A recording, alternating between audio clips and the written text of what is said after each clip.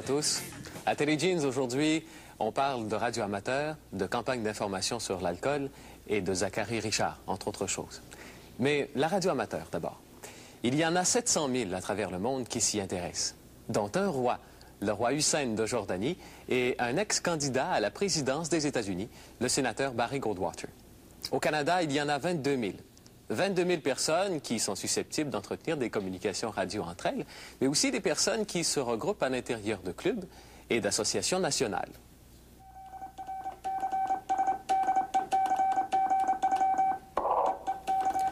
Nous, on a rencontré l'un des plus jeunes radioamateurs au pays. Il a 13 ans. Il s'appelle Sylvain Faust et il habite à Montréal. Il nous a d'ailleurs reçus chez lui pour nous montrer l'équipement dont il dispose et puis aussi pour nous faire une démonstration.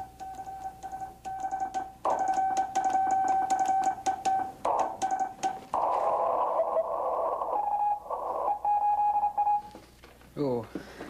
Bon, ça y est. Avec qui tu étais en contact? Avec quel endroit? Une station de territoire du Nord-Ouest. Le territoire du Nord-Ouest. C'est ça. Ça va loin? Tout le tour de la boule. Tu peux entrer en contact comme ça, n'importe où, n'importe quand, avec n'importe qui? Ça dépend. Ça peut faire. C'est dépendamment des conditions atmosphériques liées à la sphère. Comme là, j'étais sur la bande des 20 mètres. Une bande de radio amateur. J'ai appelé appel général par hasard. Puis, par hasard, une station de territoire du Nord-Ouest qui m'a répondu. Ça pourrait être un de mes voisins, comme ça pourrait être une station URSS, que c'est souvent. Sont pas rares. Les stations qu'on appelle DX, les stations qui sont très loin, comme l'Afrique, l'URSS, l'Australie. C'est tous en code Morse ou en code il y a de la téléphonie pour parler. Ouais. Mais toi, tu utilises surtout le code Morse, oui. C'est presque qu'on peut voir. Mais c'est quoi ça, ou juste le code Morse, comment ça marche? Le code Morse, c'est un groupe de petits traits et de grands traits qui forment des lettres, comme par exemple la lettre A. À l'oreille, ça nous donnerait ceci. Quand on parle, on dit dit da. Dit pour un petit trait, da pour un grand trait. OK. Et à chaque lettre correspondent différents types de points ou de traits. Bon, il faut l'apprendre, c'est long? Ça dépend. Parce que moi, j'ai pris ça tout seul avec un livre, puis quelques cassettes de code Morse. Il y a des cours qui se donnent de radio amateur en groupe. Et puis, il y a les codes Morse, la théorie pour l'examen et puis tout qui se donne avec le cours.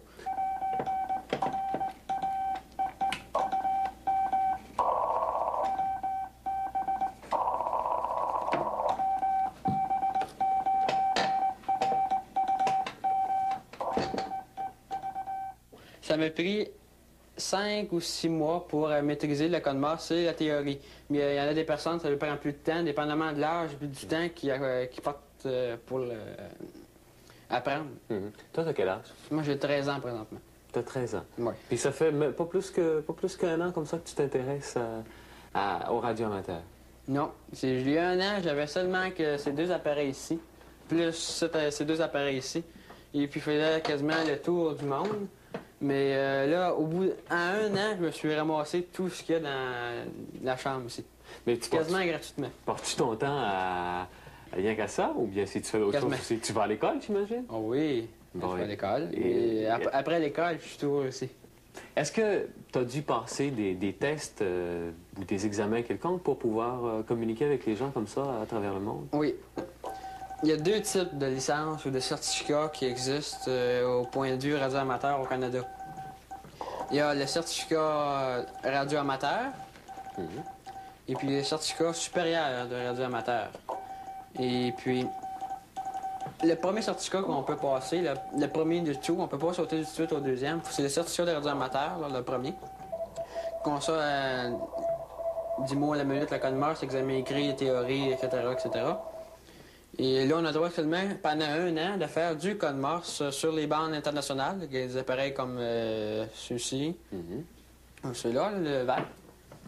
Et faire des communications locales au point de vue sur VHF et FM sur les bandes de 2 mètres, des appareils plus petits ici, comme puissance moindre, avec des paires répétitrices sur les montagnes Pour obtenir la licence pour faire des communications internationales en téléphonie, Oui. c'est au bout d'un an seulement. Et puis l'examen est un peu plus compliqué, le code Morse est plus vite. Et c'est là, après ça, on obtient la deuxième licence, qu'on a le droit de faire la téléphonie sur les bandes ondes courtes. Penses-tu pouvoir l'obtenir bientôt, toi, cette licence-là? Moi, je vois demain. Demain? C'est ça. Quand l'émission va passer, je vais déjà avoir été passé. Cœur, Echo 2, Echo Mike Oscar, VE2, EMO, ici VE2, FET qui t'appelle. VE2, Foxtrot, Echo Tango. VE2, Echo Mike Oscar, à l'écoute. OK, Claude, tu me diras comment ça va. Et puis là, comme je te... Peux-tu me dire, tantôt, je fais une station du territoire du Nord-Ouest. Peux-tu me dire si tu en as déjà fait une ou laquelle que tu as... Le plus loin que tu as fait pour l'instant? VE2 EMO, VE2 FET. VE2, FET, VE2, EMO. OK, Sylvain? Non, j'ai pas fait de VE8. Ce que j'ai fait à date, c'est... J'ai fait l'Uruguay, j'ai fait les États-Unis, le Mexique, l'Espagne, la Suisse, la France, l'Angleterre, la Yougoslavie. Ah, j'ai fait de la Russie. Le plus loin que j'ai fait, c'était un VK, un VK2. Australie. Que j'ai fait en Australie, sur la Morse sur le 20 mètres. C'est à peu près le plus loin que j'ai fait. Les deux FET, les deux EMO. Et est-ce que vous vous envoyez des lettres, par exemple? Oui, une fois que vous justement. avez- Après que le contact est fait, pour confirmer le QSO, qu'on appelle le contact, lui, on envoie des cartes QSL. Ça fait partie du mot du code Q international qui veut dire accusé de réception. Ah bon. Et les cartes QSL, comme par exemple la mienne, je fais un C'est rentre en cette contact, carte-là? rentre en contact avec un Américain. Mais tout ce que je fais, c'est lui va avoir ma carte QSL pour confirmer à ses amis. J'ai fait une station à Montréal, l'amateur avait 13 ans par exemple, et puis tel appareil. Moi, j'envoie ma carte QSL par la malle ou par service QSL Bureau. C'est des services qui existent pour les amateurs pour l'expédition de cartes QSL. Puis toi, t'en as reçu plusieurs, je pense, venant d'un peu partout dans le monde. Oui, j'ai reçu les cartes QSL d'Europe. Des Américains, ça, c'est pas difficile. Tous les districts, je les ai quasiment tous. J'adore les cartes, ça. Je les collectionne de tous les pays du monde, là. Surtout après 100 pays, on peut faire partie de clubs. Toi, tes lettres d'appel, là, si j'ose m'exprimer ainsi, c'est quoi? Bon, c'est VE2 FET. VE veut dire le Canada, 2 veut dire la province de Québec, et FET, c'est distribué à chaque amateur précisément. On te remercie pour le QSO, et puis je te retourne le tour pour le ton final, VE2 EMO, VE2 FET. OK, VE2, FET, VE2, EMO. OK, Sylvain, ça marche. Est-ce que tu as l'intention de faire ça longtemps, de la radio amateur comme ça? Toute ma vie. Toute ma vie, ça c'est passionnant. Même un jour, je peux pas communiquer, je garde mes lettres d'appel, et puis ma licence, et puis après, quitte à revenir, bien, on va sûrement faire tout le plus longtemps possible. Bonjour Sylvain. On est allé chez toi, c'est à ton tour de venir faire un tour en studio. Si on t'a invité, c'est parce qu'on aimerait en savoir davantage sur les radios amateurs. D'abord, tout l'équipement là, qu'on a vu sur film là, chez toi, est-ce que ça coûte bien cher? Non, ça dépend. De valeur neuve, ça valait quand même assez cher, une bonne somme à investir pour avoir l'appareil.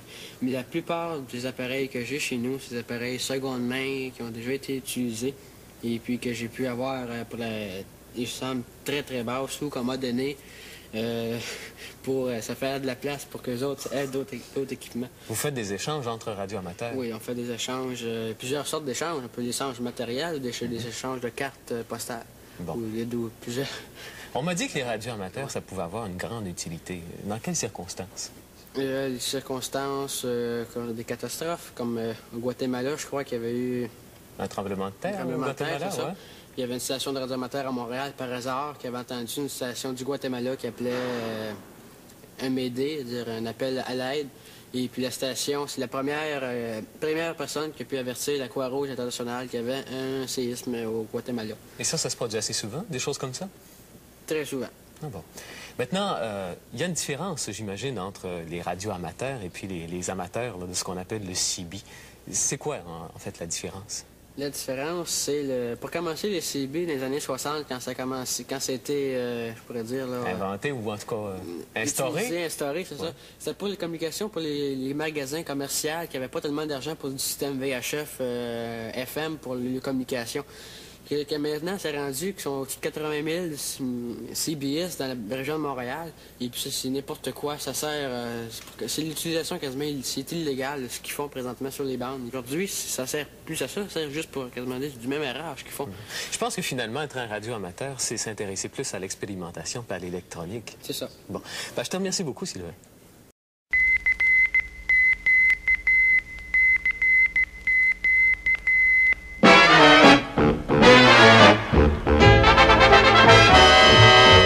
Da-di-da-di-da-da-di-da, da-di-da-di-da-da-di-da. What do you hear over the air? CQ serenade. So you don't know just what it means. Dust your shoes off, shake out your jeans.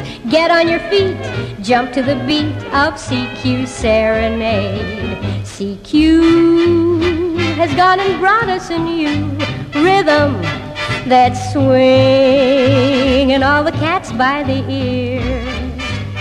Let's do ourselves a favor and get with them. You'll find you get the message, man, you'll hear it coming loud and clear. Doesn't matter what words you sing, just remember the beat's the thing. Get on the beam, carry the theme of CQ Serenade. Da-di-da-di-da-da-di-da, da-di-da-di-da-da-di-da. What do you hear over the air? CQ Serenade. Amateurs on the radio picked it up and then made it grow, spread it around, swelling the sound of CQ Serenade. From India, a call to the USA. I'm reading you, you're coming through fine. From Canada to France and the old UK, for when it comes to radio, the world's one great big party line. Tune in anywhere on the band, any corner of any land. Let's put it there, right on the air with CQ Serenade. Da-di-da-di-da-da-di-da, makes a fella feel la-di-da when he unbends, making you friends with CQ Serenade. It really doesn't matter at all, CQ, how smooth you make the signals combine. And anyone can answer the call, CQ, just make with a receiver and get on the CQ party line. Take your cue from the radio, even beatniks go do-de-do. It's everywhere, filling the air, that CQ Serenade.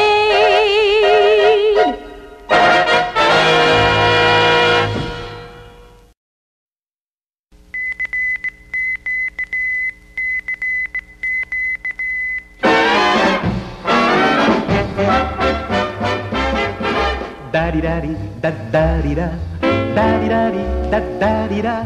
Qu'est-ce qu'on entend en écoutant CQ Serenade? Da-di-da-di, da-da-di-da, da-di-da-di, da-da-di-da. C'est épatant d'entendre souvent CQ Serenade. Les ondes sont remplies d'amateurs de tout pays.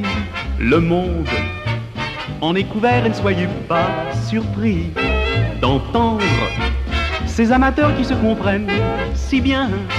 Voilà pourquoi ils chantent ce refrain.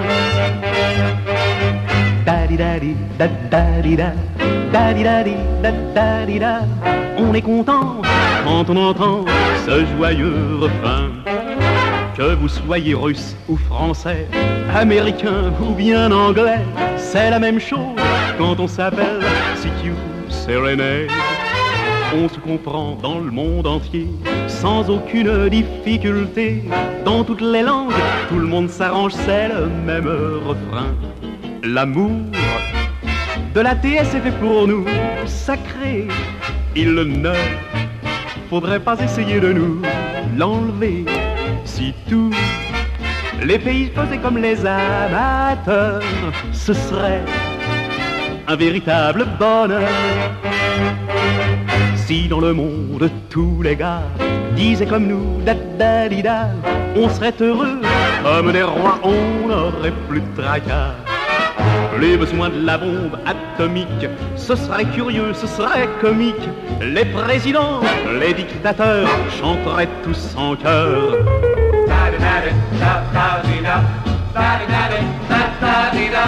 Ah, quel bonheur chanter en chœur CQ Serenade.